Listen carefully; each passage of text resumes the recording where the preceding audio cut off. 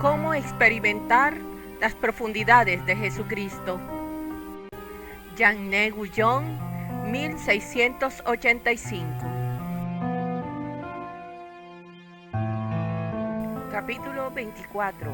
El logro cristiano final. Ahora llegamos a la etapa final de la experiencia cristiana, la unión divina. Esto no se puede lograr meramente por nuestra propia experiencia.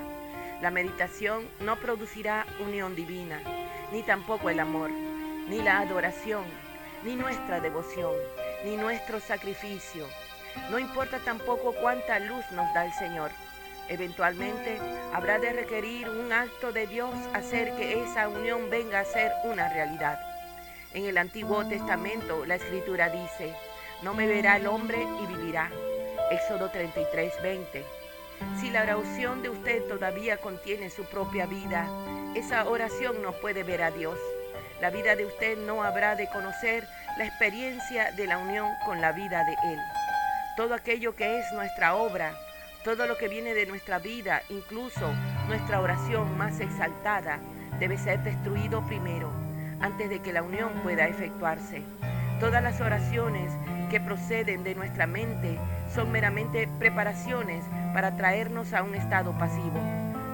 Toda contemplación activa de nuestra parte es asimismo tan solo una preparación para traernos a un estado pasivo.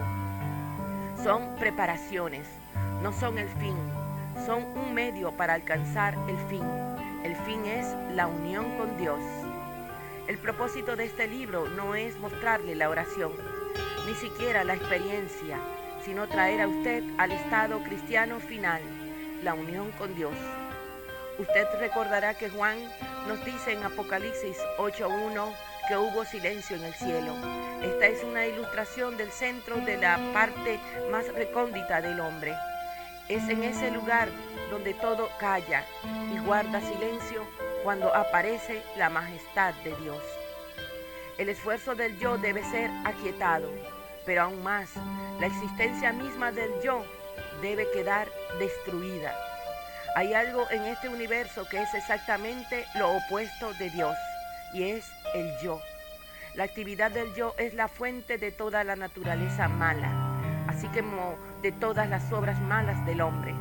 Por otra parte, la pérdida de la personalidad consciente en el alma incrementa la pureza del alma. Del hecho, la pureza del alma crece en una exacta proporción a la pérdida del yo. Mientras usted se valga de su propia naturaleza en cualquier forma, también seguirán existiendo en usted algunos defectos. Pero después que se aparta de su personalidad consciente, ya no puede existir defectos y todo es pureza e inocencia. Fue la entrada del yo o personalidad consciente que se introdujo en el alma como resultado de la caída, lo que estableció una diferencia entre el alma y Dios. ¿Cómo pueden dos cosas tan opuestas como el alma y Dios ser unidas jamás? ¿Cómo pueden la pureza de Dios y la impureza del hombre ser hechas uno? ¿Cómo pueden la simplicidad o unidad de Dios y la multiplicidad, interminable veleidad del hombre fundirse jamás en un elemento?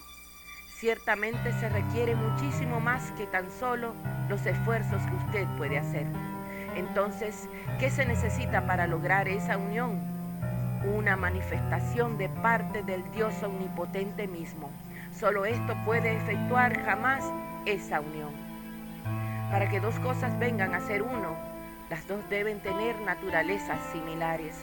Por ejemplo, no se puede unir la impureza del polvo con la pureza del oro. Se tiene que introducir al fuego para que destruya la escoria y deje puro el oro. Esto es porque Dios envía un fuego a la tierra, se lo llama su sabiduría, para destruir todo lo que es impuro en usted. Nada puede resistir el poder de ese fuego. Ese fuego consume todo. Su sabiduría quema y elimina todas las impurezas en el hombre, con un propósito, para dejarlo apto para la unión divina. Hay impurezas en usted, más de lo que usted podría concebir jamás, y son fatales para la unión con Dios. Pero su Señor arde deseando ser uno con usted. de modo que consumirá la escoria. No se sorprenda cuando esto vaya a suceder realmente. ¿Cómo se llama esta impureza? Yo, la personalidad consciente. El yo es la fuente de toda contaminación e impide toda alianza con la pureza. Los rayos del sol pueden resplandecer sobre el cieno, pero esos rayos nunca se unirán con el cieno. Pero hay algo más que el yo que impide la unión. Esta cosa llamada actividad es en sí misma opuesta a la unión. ¿Por qué? Porque Dios es una infinita quietud. Nuestra alma, si es que ha de ser unida con el Señor, debe participar de su quietud. La actividad impide la asimilación. Es por esta razón que nunca podemos llegar a la unión divina, sino solo inmovilizando la voluntad humana. Usted no puede llegar a ser nunca uno con Dios experimentalmente hasta que se torne tan quieto y puro como cuando fue creado al principio. Dios desea hacer pura nuestra alma. Él la purifica con su sabiduría, así como un purificador refinador purifica el metal en el horno. En el fuego es lo único que puede purificar el oro. De nuevo, el fuego que nos consume totalmente es su suprema sabiduría. Este fuego consume gradualmente todo lo que es terrenal, saca todo lo que es materia extraña y separa estas cosas del oro.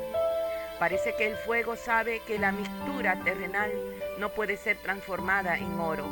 El fuego debe fundir y disolver esa escoria a la fuerza, para que pueda eliminar del oro toda partícula extraña. Una y otra vez el oro debe ser echado en el horno hasta que haya perdido todo vestigio de contaminación. ¿O cuántas veces el oro es lanzado de nuevo en el fuego? Muchas veces que las que parecen necesarias. Sin embargo, usted puede estar seguro de que el forjador ve impurezas que nadie más ve. El oro debe volver al fuego una y otra vez, hasta que se establezca una prueba positiva de que el mismo ya no puede ser purificado más. Por último, llega el momento en que el orfebre ya no puede hallar más mixturas que adulteren el oro. Cuando el fuego ha perfeccionado la pureza, o debería decir simplicidad, el fuego ya no lo toca más. Si el oro permaneciera en el horno por un eón, su calidad de inmaculado no mejoraría nada ni su sustancia disminuiría. Ahora el oro está listo para la más exquisita labor de artífice. Si en el futuro ese oro llegara a ensuciarse y pareciera perder su belleza, eso no sería más que una impureza accidental que estaría tocando solamente la superficie. Esa suciedad no es ningún impedimento para el uso del vaso de oro. Esas partículas extrañas que se pegan a la superficie están muy lejos de ser una corrupción allá en lo profundo de la naturaleza oculta del oro. Sería muy raro el hombre que desechara un vaso de oro puro porque hubiese alguna suciedad exterior en él, prefiriendo algún metal barato tan solo porque su superficie estuviese bien pulida. Por favor, no me entienda mal. No estoy justificando el pecado en la vida de una persona que está en unión con Dios. Jamás se me ha ocurrido semejante idea. Aquí me estoy refiriendo tan solo a defectos naturales, defectos que Dios deja deliberadamente hasta a sus más grandes santos, para guardarlos del orgullo y para guardarlos de la alabanza de los hombres que juzgan solo por la apariencia exterior. Dios permite que queden defectos hasta en el más amado de sus santos, para que Él pueda guardar de la corrupción a ese santo y esconderlo en lo secreto de su presencia. Salmo 31:20. Sigamos considerando el contraste que hay entre el oro puro y el oro impuro. ¿Ha considerado usted alguna vez que un orfebre nunca mezclaría oro puro y oro impuro? Hay escoria en el oro barato. Por tanto, Él no permitirá que Él mismo se mezcle con su oro purificado, costoso. Entonces, ¿qué hará el orfebre? Después de todo, Él quiere mezclar los dos juntos. Lo que debe hacer es someter al fuego el oro impuro. Él hará esto una y otra vez hasta que el oro de calidad inferior llegue a ser tan puro como el oro fino. Entonces y solo entonces unirá, mezclará los dos en uno. Este mismo pensamiento estaba en la declaración de Pablo. La obra de cada uno cual sea, el fuego la probará. Primera de Corintios 3:13. Después Pablo añadió, si la obra de alguno se quemare, él sufrirá pérdida, si bien él mismo será salvo, aunque así como por fuego. Primera de Corintios 3:15. Pablo indica que hay obras tan impuras y tan mezcladas que aun cuando el Señor en su misericordia acepta al hombre, ese hombre tiene que pasar por el fuego para ser purificado del yo. El mismo sentido se encuentra en Romanos 3:20. Aquí dice que Dios examina y juzga nuestra justicia. Romanos declara que por las obras de la ley nadie será justificado. La justificación es por la justicia de Dios. Y la justificación se obtiene por medio de la fe en Jesucristo. Así que usted ve, la justicia de Dios y la sabiduría de Dios deben venir como un fuego despiadado y devorador. Ese fuego destruye todo lo que es terrenal. El fuego destruye lo sensual, lo carnal y toda actividad del yo. Toda esta purificación es necesaria antes de que el alma pueda ser unida a su Dios. Estimado lector, puede estar seguro de que usted nunca estará lo suficientemente motivado como para permitir que este proceso purificador le suceda.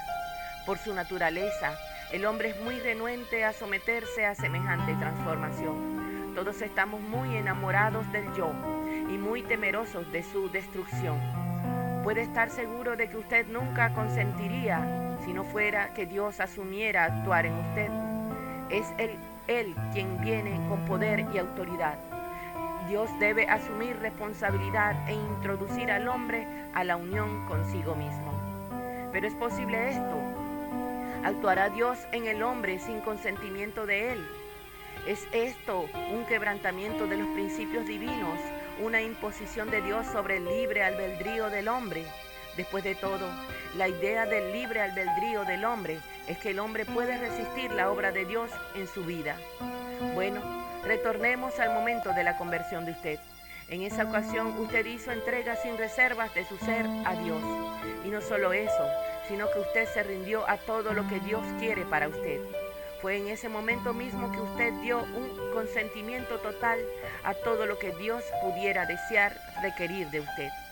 ¿O es verdad que cuando su Señor empezó realmente a quemar, a destruir y a purificar, usted no reconoció que aquello era la mano del Señor en su vida?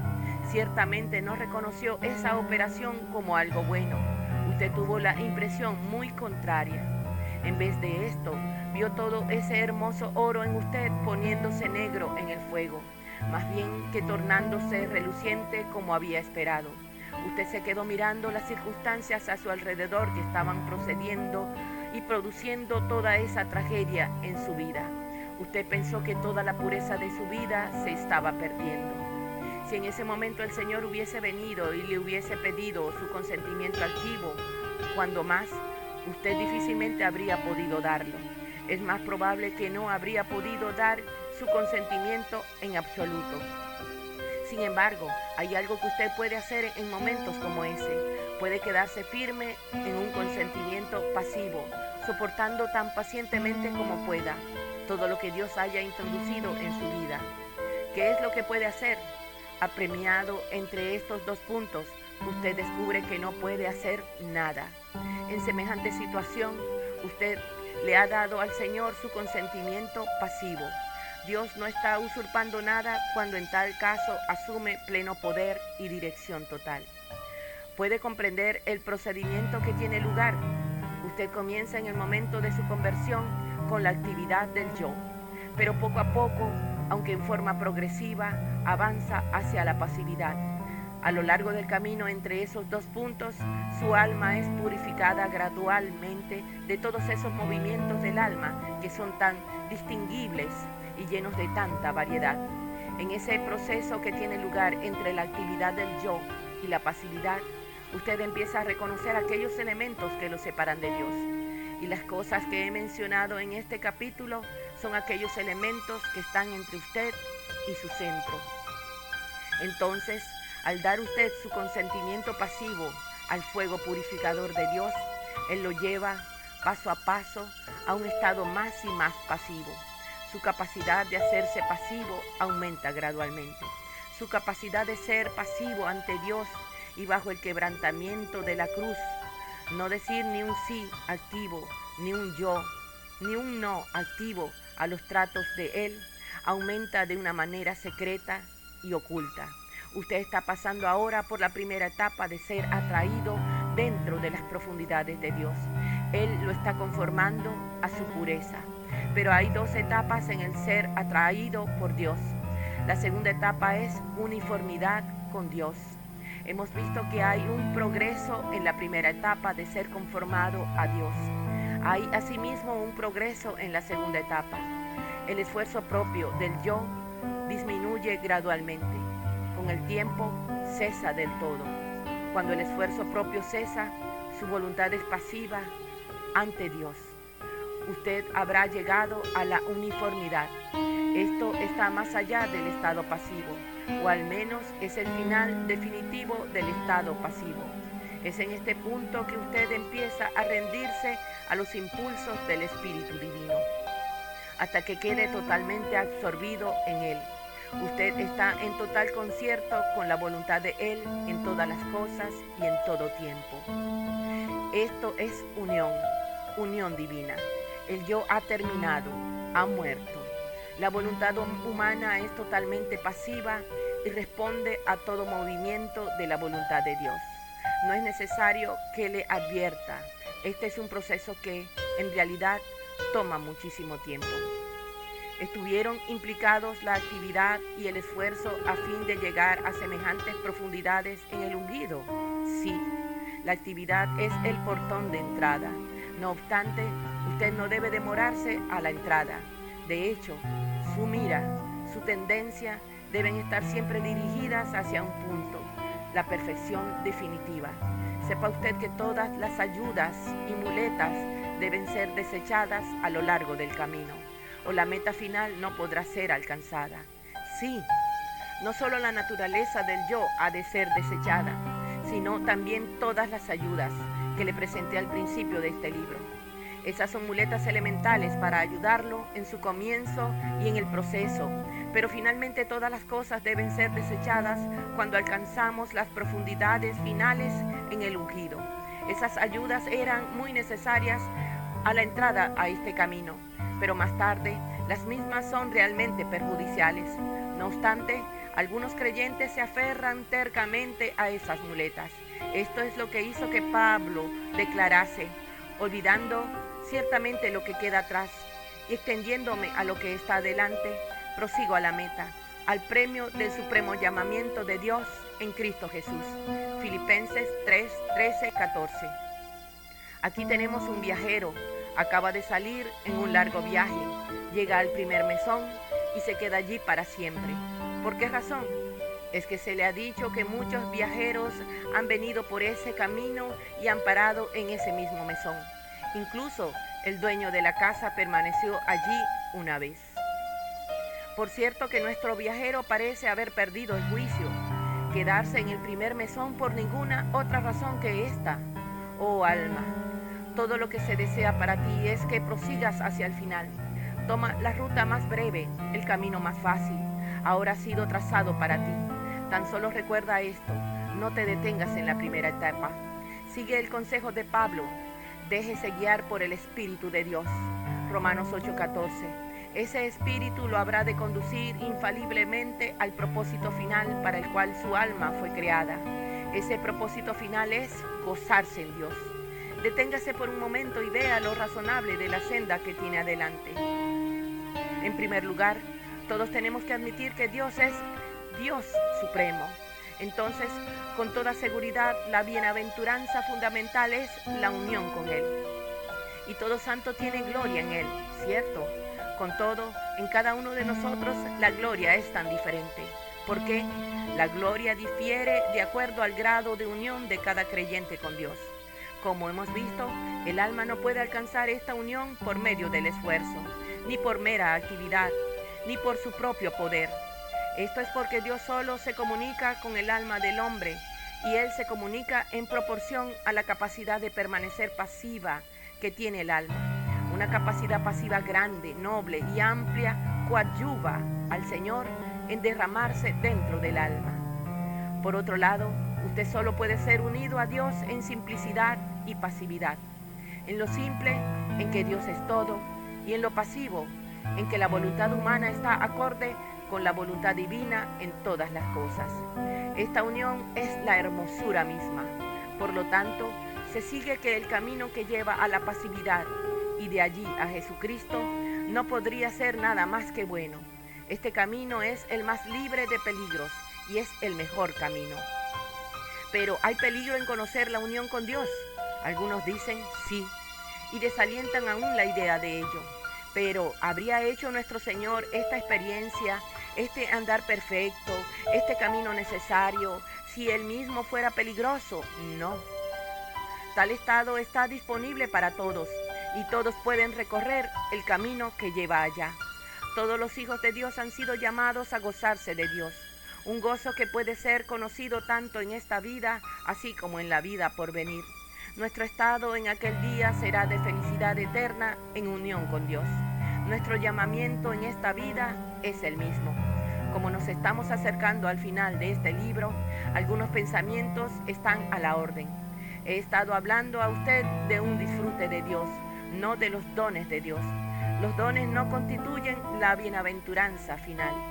Los dones no pueden satisfacer su alma ni su espíritu.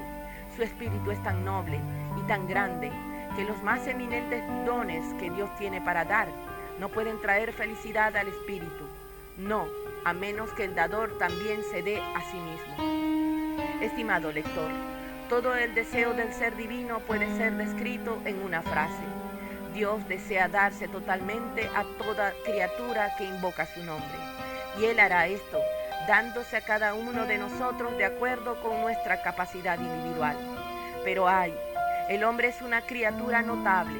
Cuán renuente es a dejarse atraer dentro de Dios. Cuán medroso, cuán notablemente temeroso es para prepararse para la unión divina. Una última palabra. Es casi seguro que alguien le va a decir que no es correcto que usted se ponga en un estado de unión con Dios. Estoy totalmente de acuerdo, pero añado esta palabra. Nadie puede ponerse en unión con Dios. No sería posible. No importa cuán grande esfuerzo hiciese, la unión del alma con Dios es algo que solo Dios realiza. Por consiguiente, no tiene sentido hablar contra aquellos que parecen estar tratando de unirse con Dios. Semejante unión, Dios con el yo, no es siquiera posible. Asimismo, usted puede encontrarse con alguien que le diga, alguno oirá hablar de esto y alegará haber alcanzado este estado cuando en realidad no es así. Oh, estimado lector, no se puede imitar este estado más que lo que un hambriento que está al borde de morir de hambre pudiera convencerlo de que está saciado. Un deseo, una palabra, un suspiro, una señal, algo escapará de él inevitablemente, que habrá de traicionar el hecho de que está lejos de estar satisfecho. Siendo así, que nadie puede alcanzar la unión con Dios por sus propios esfuerzos. No pretendemos introducir a nadie en ella. Todo lo que podemos hacer es señalar el camino que eventualmente lleve allí.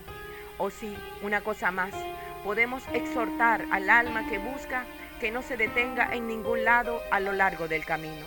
Estimado lector, no se acomode en algún punto del camino, ni se quede apegado a las prácticas externas con que comenzó al principio.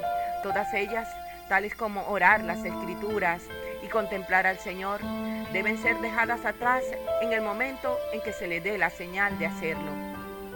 Uno que tenga experiencia en ayudar a otros sabe que no puede meter a otro cristiano en esta relación con Dios. Todo lo que puede hacer es señalar el agua de vida y prestar ayuda al que busca.